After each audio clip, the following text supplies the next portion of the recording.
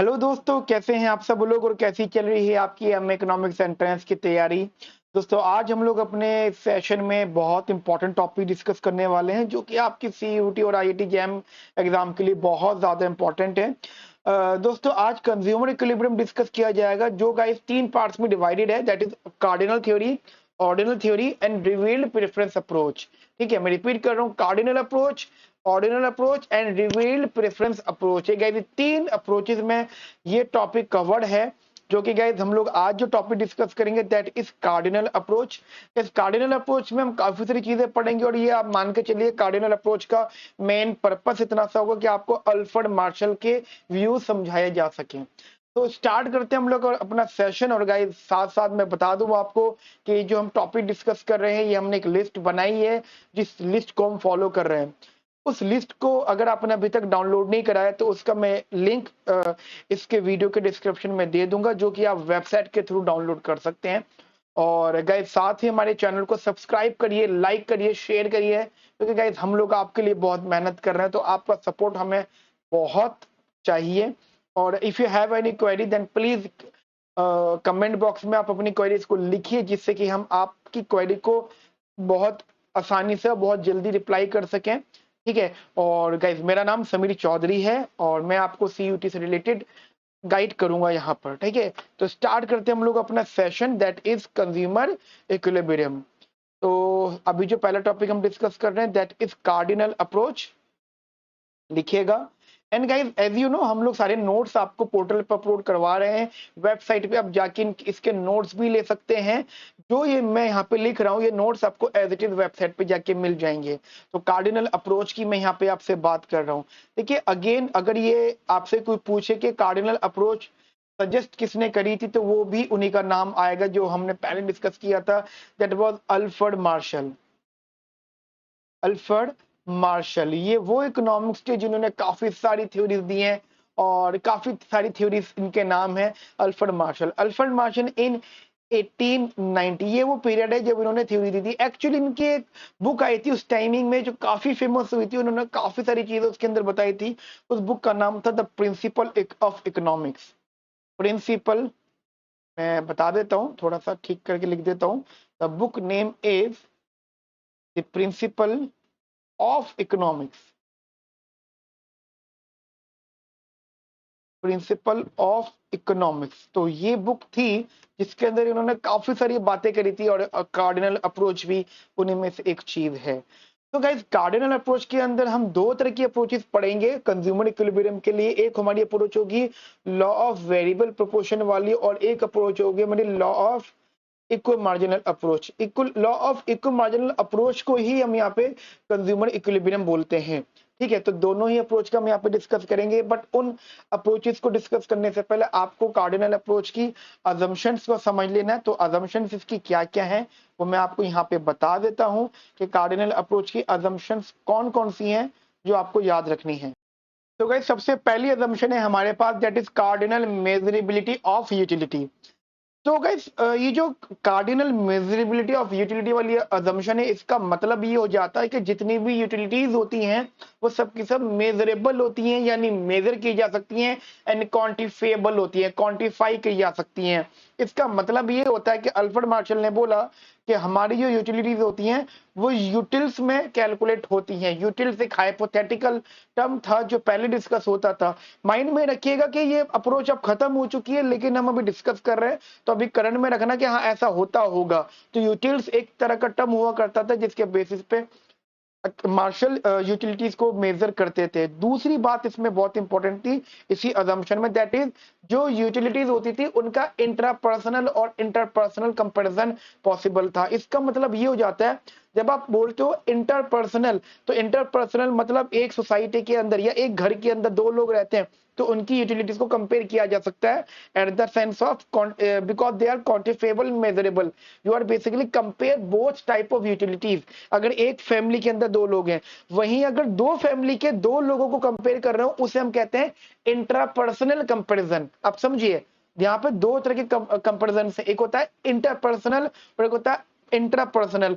जो इंटरपर्सनल होता है ये वाला, इसका मतलब होता है दो लोगों को सेम नेचर के लोग होते हैं और एक ही सोसाइटी में से दो लोग उठाए जाते हैं। और इंट्रापर्सनल में दो तरह के, दो अलग अलग सोसाइटी के लोग होते हैं जिनको उठा के कंपेयर किया जाता है यूटिलिटी को। और ये सब कुछ इसलिए पॉसिबल है क्योंकि मार्शल ने बोला कि जो यूटिलिटीज होती है वो मेजरेबल होती हैं। तो सबसे पहली assumption क्या होती है कि utilities are measurable and quantifiable.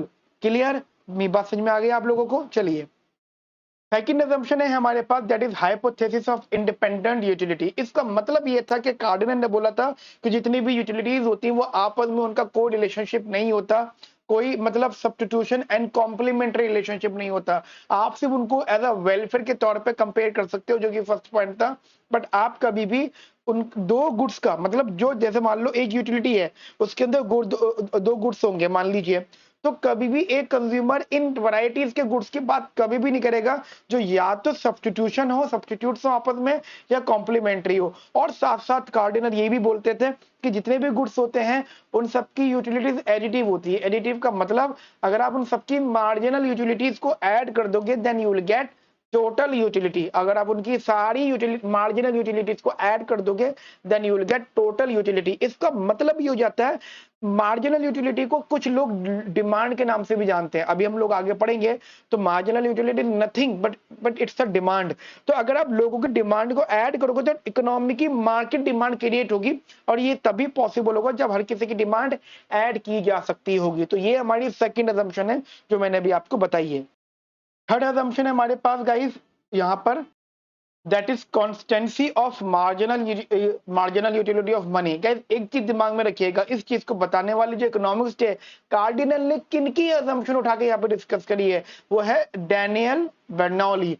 Daniel Bernoulli है जिन्होंने इस assumption को इंट्रोड्यूस किया, और उनकी assumption को कार्डिनल अप्रोच यानी मार्शल की थ्योरी में रखा गया। उनका मानना यह था कि जो मार्जिनल यूटिलिटी मनी होता है वो कांस्टेंट होता है। उसका मतलब ये हो जाता है कि जैसे जैसे हमारा इकोनॉमी के अंदर मार्जिनल यूटिलिटीज कम होता रहता है, डिमिनिश होता है, एक पॉइंट के बाद वो आके रुक जाता है। एक पॉइंट के बाद आके वो रुक जाता है, जिस पॉइंट पे वो आके रुकता है हम वहीं पर रुककर अपनी चीजों को डिफाइन करने लग जाते हैं, अपने लॉ ऑफ डिमांड को डिफाइन करने लग जाते हैं। यानी जहां पे MUM कांस्टेंट हो जाता है वही पॉइंट हमारा डिमांड को रिप्रेजेंट करता है। If you want to solve the demand then हमें MUM को कांस्टेंट रखना पड़ेगा। एक फॉर्मूला आगे यूज करेंगे जहां पे इस MUM कांस्टेंट की बात को हम अप्लाई करेंगे, ठीक है। And the fourth point is that, fourth assumption guys हमारी यहाँ पे है इंट्रोस्पेक्शन। इस चीज को समझ लीजिए, इंट्रोस्पेक्शन का मतलब हो जाता है कि यहाँ पे जितने भी एजेंट्स हैं उनका एक सेल्फ ऑब्जर्वेशन होता है जिससे कि उन्हें सामने वाले की यूटिलिटी के बारे में नॉलेज हो जाती है। इसको हम कभी कभी माइंड रीडिंग भी कहते हैं। तो कार्डिनल ने ये बोला कि जितने भी यहाँ पे एजेंट्स होंगे सब के सब सेल्फ ऑब्जर्वर होंगे, और सबके पास में परफेक्ट नॉलेज होगी about what others individuals utility is. जो भी सामने वाले की यूटिलिटी होगी उसके बारे में सबको नॉलेज यहाँ पर होगी। So this is our four assumption जो कि कार्डिनल की सबसे फेमस assumption में काउंट होती है। अगर एग्जाम में अगर आप अब लिख भी रहे हो या एग्जाम में उन्होंने चार ऑप्शन देके बोले है कि which one is the assumption of cardinal approach और which one is not the assumption of cardinal approach, तो ध्यान रखना इन्हीं चारों assumptions की बात हो सकती है एग्जाम में। यहाँ पे हमारी assumptions पूरी होती हैं और हम लोग यहाँ पे डिस्कस करते हैं कंज्यूमर इक्विलिब्रियम के लिए ही, दैट इज टू लॉज। यहाँ पे हमारे दो लॉ हैं और दोनों लॉ को बताने वाले जो इकोनॉमिस्ट हैं वो हैं गोजेंस। ध्यान रखिएगा, मार्शल कोई भी इकोनॉमिस्ट होता सारी थ्योरीज को खुद की नहीं होती, वो दूसरे इकोनॉमिस्ट की थ्योरीज को उठा लेते हैं। तो मार्शल ने गोजेंस की थ्योरी को उठाया, मैं आपको बताता हूँ। जहाँ पे ये गोजेंस का लॉ है,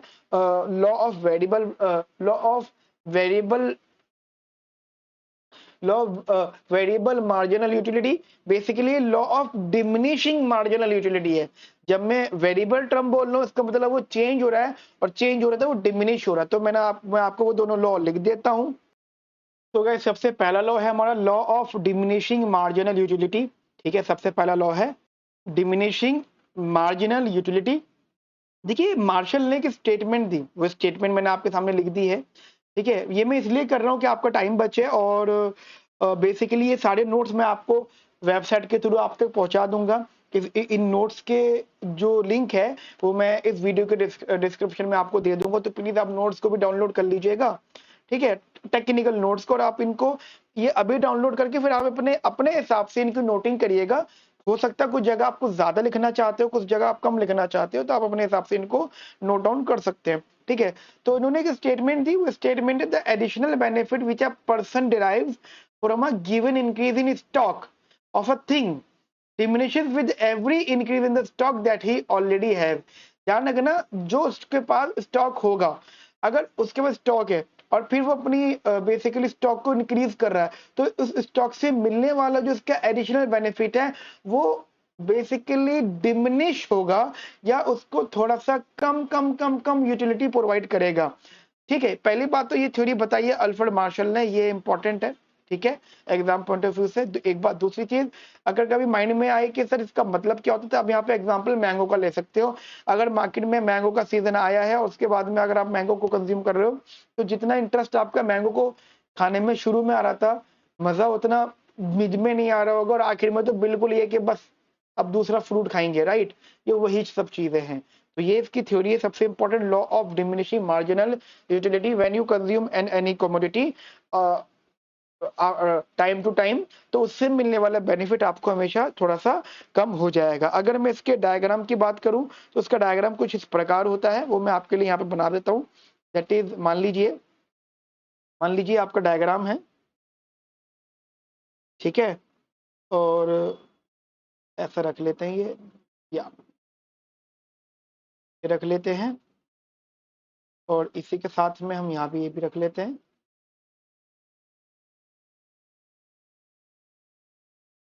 ठीक है। तो यहाँ पे पॉइंट आ गया, that is TU MU, and this is commodity X, this is commodity X, ठीक है। टेबल नहीं बना रहा मैं, no need to draw any table, ठीक है, बट ये कंसेप्ट क्लियर है कि ये यहां से ऐसा बढ़ेगा और करते करते करते ये यहाँ पे ऐसा होने लग जाएगा, यानी ये अपने पीक टच करेगा। और जब भी अपना पीक टच करेगा, आप सोचिएगा, आप ऐसे देखना, ये जो इसकी स्टेज है, देखो जनरली अप टू 12 तक की बुक में जो MU होता है वो कुछ इस प्रकार का होता है, ठीक है, वो ऐसा, ठीक है, इनने ये टच किया और ये। ध्यान रखना, हम अभी जो डिस्कशन कर रहे हैं वो इस वाली स्टेज की बात कर रहे हैं।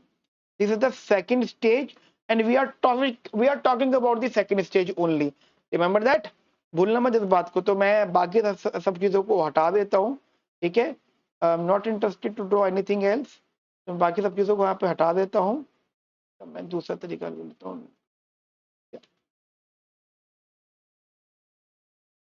एंड या,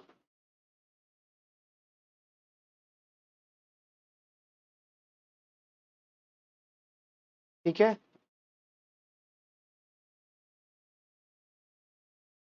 चलिए। तो ये तो कंफर्म है कि ये यहाँ तक टच होगा आके, तो ये बात तो क्लियर हो जाएगी कि जहां पे TU मैक्सिमम है वहां पे MU 0 होगा, इसमें कोई दो राय नहीं है, ठीक है। लेकिन लेकिन इसकी जो शुरुआत होगी, इसकी शुरुआत डाउनवर्ड से होगी, ठीक है, मतलब शुरू में ही हम मान लेंगे कि ये पर्टिकुलर पॉइंट से, अब आप चाहो तो आप यहां से ऐसा बना सकते हो,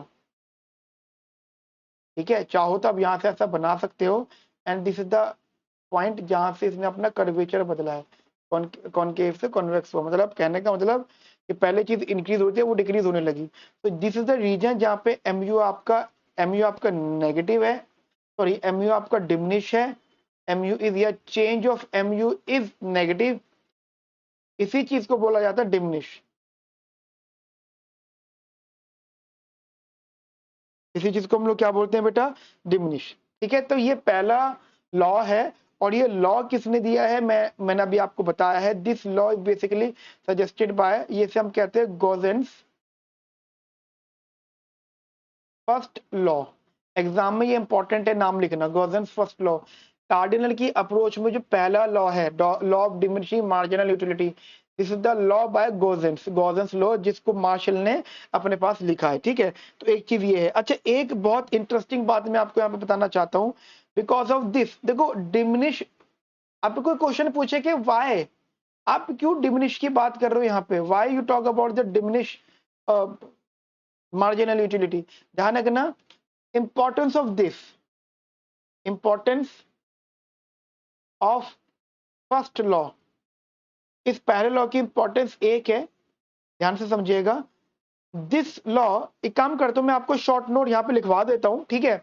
वीडियो में नहीं लूंगा मैं, वो मैं आपको लिख देता हूं और फिर आप उसको नोट कर लीजिएगा आराम से, ठीक है? इससे वीडियो की लेंथ भी छोटी रहेगी। तो गाइस ये तीन चीजें हैं जिनके बेसिस पे इस लॉ की इंपॉर्टेंस है। पहला है यहाँ पे क्या कि that is it explains why demand curve slope downward. देखिए डिमांड कर्व डाउनवर्ड क्यों होगा, मैंने बताया था कि जो एमयू होता है उसे मॉडर्न इकोनॉमिक्स डिमांड कर्व कहते हैं, ठीक है? क्योंकि वो एमयू बेसिकली डाउनवर्ड होता है और कहीं ना कहीं रिलेशनशिप प्राइस एंड क्वांटिटी का इनवर्स रिलेशनशिप शो करता है। सिमिलरली लॉ ऑफ डिमांड में भी वही होता है। तो marginal utility of basically marginal utility of any good अगर डिमिनिश है तो ये वो एक लॉ बन जाता है और यही लॉ आपका लॉ ऑफ डिमांड को रिप्रेजेंट करता है। सेकेंड इंपॉर्टेंट बात है कि ये जो थ्योरी है फर्स्ट लॉ, वो प्रोग्रेसिव टैक्सेशन को सपोर्ट करती है। प्रोग्रेसिव टैक्सेशन का मतलब क्या होता है? यानी अमीरों से टैक्स लो, गरीबों को सब्सिडी दो। यहाँ पे टैक्सेशन इज बेसिकली अमाउंट को क्या कहा जा रहा है, ठीक है? अब सुनिएगा ध्यान से, अमीर से पैसा लिया और वो जो अमीर ने पैसा दिया उसको गरीब को ट्रांसफर करा किसी भी सेंस में, या कुछ हमने खर्चा कर दिया जिसका बेनिफिट गरीब को हो रहा है। अब इससे प्रोग्रेसिव इसलिए बोला जा रहा है कि अमीर इतना पैसा देगा जिससे कि वो गरीब ना हो। मान लो मुकेश अंबानी और वो दान कर रहा है तो वो उतना ही दान करेगा, या फिर अगर मुकेश अंबानी टैक्स पे कर रहा है तो उतना ही टैक्स पड़ेगा जिस टैक्स पे करने के बाद वो अमीर का अमीर रहे, बट गरीब जो है थोड़ा सा बेटर ऑफ पर आ जाए। अब लॉ ऑफ डिमांड यहाँ पे शो करता है या मार्जिनल यूटिलिटी का डिमिनिश शो करता है कि जिन लोगों का, जैसे मान लीजिए अमीर है, अगर अमीर की जेब से कुछ पैसा गया है तो अमीर पे बहुत ज्यादा इंपैक्ट नहीं पड़ेगा क्योंकि उसके पास पैसा बहुत है, लेकिन गरीब के पास थोड़ा सा ही पैसा आएगा तो क्योंकि एमयू डिमिनिश है उसके बेसिस पे गरीब का जो वेलफेयर है काफी ज्यादा पॉजिटिव हो जाएगा। तो ध्यान रखना, कार्डिनल थ्योरी की, कार्डिनल अप्रोच का जो first law of diminishing marginal utility है वो प्रोग्रेसिव टैक्सेशन को सपोर्ट करता है। साथ ही गाइस एक बहुत बड़ा पैराडॉक्स था। पहली बात तो मैं आपको बता देता हूँ, ये जो पैराडॉक्स है ये एडम स्मिथ की साइड से क्रिएट किया गया था। यानी एडम स्मिथ की थ्योरी में कभी भी वाटर डायमंड वाली बात को सॉर्ट आउट नहीं किया गया, उस पैराडॉक्स को सॉल्व नहीं कर पाए। क्या वो था पैराडॉक्स? वो ये था कि एडम स्मिथ ये बोलते थे या उनको मानने वाले लोग ये बोलते थे कि एक बात हमें समझ में नहीं आती कि पानी एक बहुत एसेंशियल चीज है लेकिन वो इतना सस्ता क्यों है, और डायमंड एक बहुत अननेसेसरी चीज है, नॉन एसेंशियल चीज है, वो सिर्फ अट्रैक्शन के लिए है जिसकी जरूरत शायद ही किसी को होगी, वो इतना महंगा क्यों है? इस चीज का आंसर कोई नहीं दे पाया था। लेकिन गॉसेंस का फर्स्ट लॉ जो कि मार्शल ने समझाया, उन्होंने बताया कि जो वाटर है वो बहुत अबंडेंट क्वांटिटी में है, water is in a very abundant quantity, जिसकी वजह से हल्का सा भी प्राइस में चेंज होता है तो उसकी मार्जिनल यूटिलिटी पे बहुत ज्यादा इंपैक्ट आता है। तो जो भी चीज ज्यादा होती है तो उससे एमयू ठाए से बहुत ज्यादा नीचे तक की तरफ जाता है, जिससे कि हमारा वाटर का प्राइस कम होता है। ध्यान रखना, वाटर का प्राइस इसलिए कम होता है क्योंकि वो बहुत अबंडेंट है। जो चीज ज्यादा होती है वहां उसकी एमयू कम होता है हमेशा, जो चीज ज्यादा होती है उसका एमयू हमेशा कम होता है। माइंड में ही बात। सिमिलरली जो चीज कम होती है that is diamond, diamond is a very scarce thing, diamond बहुत कमी से मिलता है या बहुत कम है वर्ल्ड लेवल पे, तो जो चीज कम है स्केर से इसलिए उसका प्राइस यहाँ पे ज्यादा होगा। आई होप आप लोगों को मेरी बात समझ में आ गई होगी। तो ये तीन इंपॉर्टेंस है जो यहाँ पे समझाई गई है बाय गोसेंस, ठीक है? तो ये हमारा फर्स्ट लॉ हो गया। सेकंड लॉ है हमारा law of equi marginal utility, जो कि मैं आपसे अभी डिस्कस कर लेता हूँ। Law of equi marginal utility जो कि जाना जाता है गॉसेंस सेकंड लॉ के नाम से, ठीक है? वो भी इसी नाम से जाना जाता है, लिखिएगा second part, that is law of equi marginal utility, equi marginal utility. देखिए यहाँ पे फॉर्मूला यूज होता है जो पहले भी आप लोगों ने मेरे साथ पढ़ा है, that is M U I upon या एम यू वन अपॉन में, आप इसे एम यू वन बोलिए, एम यू वन अपॉन में P one is equals to M U two upon में P two is equals to mu3 upon में p3 and so on is equals to mun upon में pn। यानी ये आपकी real marginal utility है। Real value या real marginal utility for any good is basically remain same. ये मानते थे कार्डिनल, और कार्डिनल की अप्रोच को जो थ्योरी है वो है गॉसेंस law,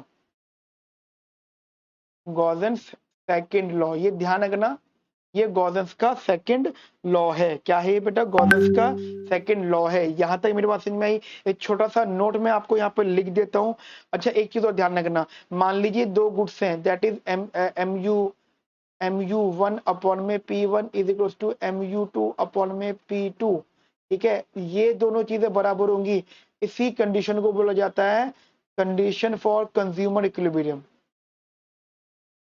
condition for consumer equilibrium, consumer equilibrium. I hope ये बात आपको मेरी समझ में आ गई होगी। अगर आप डायग्रामेटिकली भी बात करें इसकी, तो शायद डायग्राम कुछ इस तरीके से बात करता है इसका,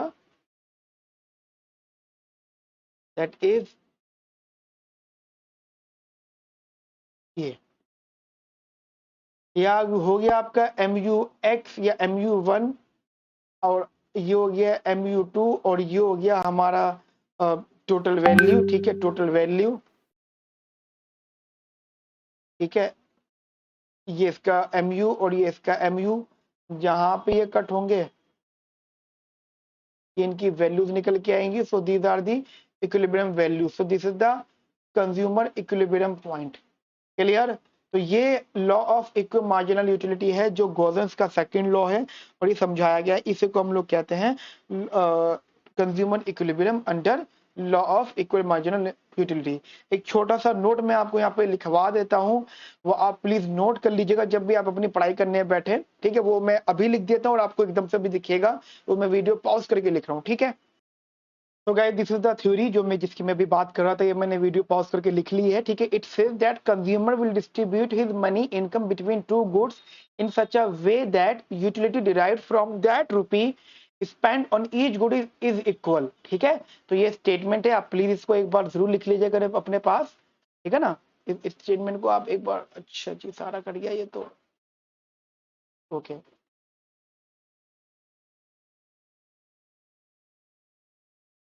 ठीक है, एंड आफ्टर दैट ये वो पॉइंट है जिसकी मैं बात कर रहा हूँ। अब एक चीज समझिएगा, अगर for two good if mu1 upon p1 is more than mu2 upon में p2, देन इसका मतलब then consumer will substitute good x for y until they are equalised. ऐसे कब तक होता रहेगा? जब तक वो इक्वलाइज्ड नहीं हो जाएंगे।